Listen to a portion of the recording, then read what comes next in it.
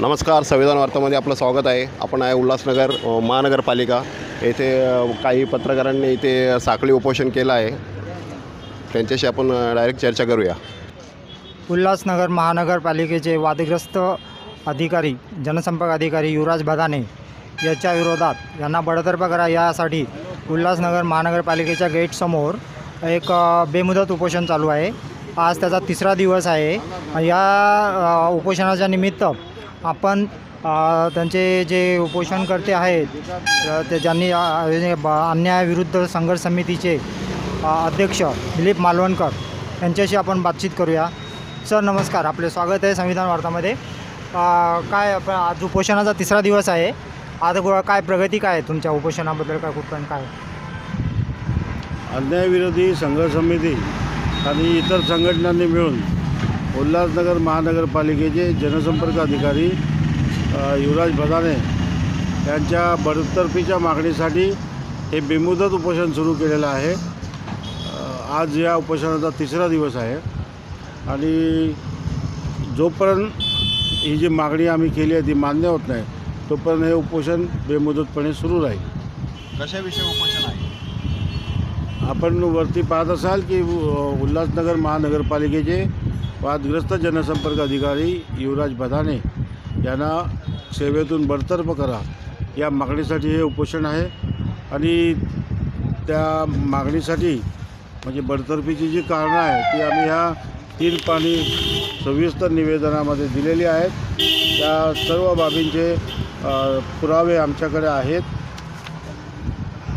त्यामुळे आयुक्तांनी या पुराव्यांच्या आधारे त्यांना बडतर्फ करणं आवश्यक आहे आणि तशी आमची मागणी आहे। काल तुम्ही जे आयुक्तांना भेटले होते त्यानिमित्त तुमचे म्हणजे त्यांनी काय काय तुम्हाला सांगितलं, कुठपर्यंत तुमची प्रगती आली, काय? आयुक्तांकडे आम्ही या संदर्भात चर्चा करायला गेलो। आम्हाला त्याने अपॉइंटमेंट दिली होती। वास्तविक उपोषण करताना येऊन भेटायची पद्धत असते, परंतु आयुक्तांनी आम्हाला तिथे बोलवलं, पण आम्ही तो मानपानाचा असा इगो इश्यू न करता आम्ही भेटायला गेलो। तर आयुक्तांनी असं दर्शवलं की हा काय विषय तोच मला माहिती नाही। म्हटलं आम्ही वेळोवेळी निवेदनं दिली आहे, तुम्हाला नोटीस दिली आहे, तर म्हणे माझ्याकडे काहीच आलेलं नाही आहे। माझ्यासमोर त्यांनी त्यांच्या PAला फोन केला आणि सांगितलं मालवणकरांनी जी काय कागदपत्र दिली आहेत ती मला द्या। त्याच वेळेला मी पण इथे सविस्तर एक निवेदन ज्यामध्ये हायकोर्टाची ऑर्डर, सुप्रीम कोर्टाची ऑर्डर, त्यानंतर महाराष्ट्र शासनाचे काही नियम, महापालिकेचा पत्रव्यवहार, बदानेशी संबंधित निलंबन किंवा अपॉइंटमेंट ऑर्डर, असं सविस्तर पत्रव्यवहाराची एक फाईल त्यांना दिली। म्हटलं आपण अभ्यास करा आणि निर्णय घ्या, तो पण आम्ही वाट पाहतो। तर त्यांनी भ्रष्टाचारी आहे तर ते तुम्ही कसं काय साबित करते? साबित करायची आम्हाला गरज नाही आहे, कारण त्यांनीच साबित करून टाकलेलं आहे। या उपोषण पुरावे आमच्याकडे सगळे पुरावे आहेत आणि वेळोवेळी आम्ही ते सादर केले। आपल्याला नुकतंच जे मी सांगितलं की आयुक्तांना भेटून आम्ही निवेदन दिलं, त्यात 19 प्रकारचे पुरावे आम्ही त्यांना दिलेले आहेत की त्याची सेवा नियुक्ती कशी बेकायदेशीर आहे, त्याचा अनुभवाचा दाखला कसा बोगस आहे, त्याच्या जन्माचा दाखला कसा बोगस आहे, त्यानंतर त्याची PhD कशी अवैध आहे, त्यानंतर त्यांनी मालमत्ता विभागात जो घोटाळा केला आहे त्याचा आयुक्तांनीच दोष ठेवलेला आहे, आम्ही ठेवला नाही आहे। आणि त्याच्या दालनामध्ये जे शासकीय ओळखपत्र मिळाले होते तो पुरावा आहे। असे भरपूर पुरावे आहेत। आज या ठिकाणी उल्हासनगर महापालिकेच्या समोर हा उल्हासनगर महापालिकेचा जो एक भ्रष्ट अधिकारी आहे युवराज बदाने, सातत्याने अनेक वर्षापासून ह्या नगरपालिकेमध्ये तो आहे। वेगवेगळे त्यांनी ह्या नगरपालिकेमध्ये येण्यासाठी अनेक लोकांनी राजकीय आश्रय त्याने घेतलेला आहे। मला असं कळतं आहे की या ठिकाणी भ्रष्टाचार करण्यासाठी त्यांनी जवळजवळ 16 आमदारांचा पाठिंबा घेऊन या ठिकाणी तो परत आलेला आहे। आणि या भ्रष्टाचाराचे अनेक पुरावे आमचे ज्येष्ठ पत्रकार आहेत दिलीप मालवणकर यांनी आयुक्तांना दिलेले आहेत आणि त्या पुराव्याच्या आधारे हा भ्रष्ट अधिकारी या ठिकाणी बडतर्फ झाला पाहिजे अशा प्रकारची भूमिका घेऊन या ठिकाणी उपोषण सुरू आहे। त्याला आम्ही पत्रकार सुरक्षा समितीच्या वतीने आम्ही जाहीर पाठिंबा देखील दिलेला आहे। आज उपोषणाचा तिसरा दिवस आहे। काल इथल्या महानगरपालिकेच्या आयुक्तांनी आम्हाला सगळ्यांना चर्चेला त्या ठिकाणी बोलवलं होतं, पण चर्चेला गेल्यानंतर त्या आयुक्तांनी आम्हाला स्पष्ट सांगितलं की आम्हाला यातलं काहीच माहिती नाही, आंदोलन सुरू झालेलं आहे आंदोलन सुरू झाल्यानंतर दुसऱ्या दिवशी जेव्हा यातला आयुक्त बोलतो की मला यातलं काही माहीत नाही, म्हणजे ही मोठी खेदजनक गोष्ट आहे आणि याच्यामध्ये शोकांतिक आहे. आणि याच्यामध्ये आम्हाला असा संशय येतो, या बदाण्याच्या पाठीमागे हा महानगरपालिकेचा आयुक्त देखील असू शकतो अशी शंका या ठिकाणी निर्माण होते. तरी पण या बदानेसारख्या आणि या आयुक्तांसारख्या ज्या भ्रष्ट अधिकारी असतील आणि या पत्रकारांच्या शक्ती जर अंत बघत असतील तर ते त्यांना फार महागात पडणार आहे. आणि पत्रकारांची शक्ती काय आहे हे येत्या काळात त्यांना दिसणार आहे. येत्या काही दिवसात जर त्यांनी तात्काळ निर्णय घेऊन या भ्रष्ट अधिकाऱ्याला बडतर्फ केलं नाही तर पत्रकार संघटनांना रस्त्यावर उतरून देखील आंदोलन करावं लागेल. याची नोंद इथल्या महानगरपालिकेच्या आयुक्तांनी घ्यावी असं या ठिकाणी मी सूचित करू इच्छितो.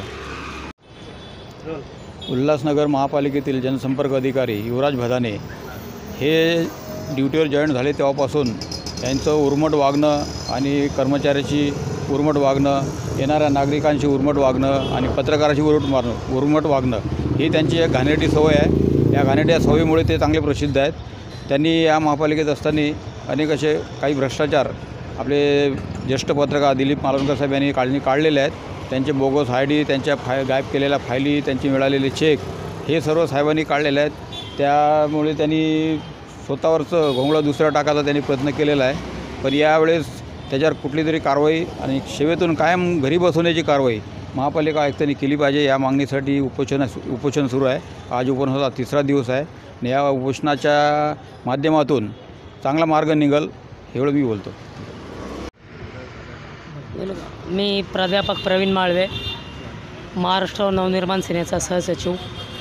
आज गेल्या 3 दिवसापासून ज्येष्ठ पत्रकार व माजी नगरसेवक आज एक अशा अधिकाऱ्याच्या विरोधात उपोषणाला बसले आहेत.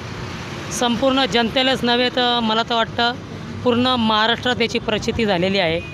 आणि असा जनसंपर्क अधिकारी युवराज भदाने हा इतका भ्रष्ट प्रवृत्तीचा असून आणि फक्त हे आम्हीच नाही बोलत किंवा आमचे दिलीप मालवणकर साहेब नाही बोलत तर सर्व त्याचे पुरावे त्याच्या विरोधात बोलतात. कारण जेव्हा त्यांची महानगरपालिकेत नियुक्ती झाली तेव्हा सर्वात प्रथम ते महानगरपालिकेशी खोटं बोलून त्यांनी जो त्यांचा जन्माचा दाखला जो पुरावा दिला तो खोटा होता. त्यांची जी जन्मतारीख 1/6/1970 असताना त्यांनी जाणून बुजून 1/6/1972 सादर केली आणि त्यांच्या प्राथमिक शाळेने हे सिद्ध करून दाखवलेलं आहे की त्यांची जन्मतारीख 1970 नसून तर 1972 आहे. परत त्यांच्या 72 नसून 1970 आहे. तरीसुद्धा यांनी खोटी जन्मतारीख केली. तो त्यांचा प्रथम पुरावा. असे एक नाही तर अनेक पुरावे आहेत. मागील 2 वर्षाच्या काळात मला वाटतं रबरी स्टॅम्पचा घोटाळा असो, प्रत्येक कागदपत्राचा त्यांनी घोटाळा केलेला आहे.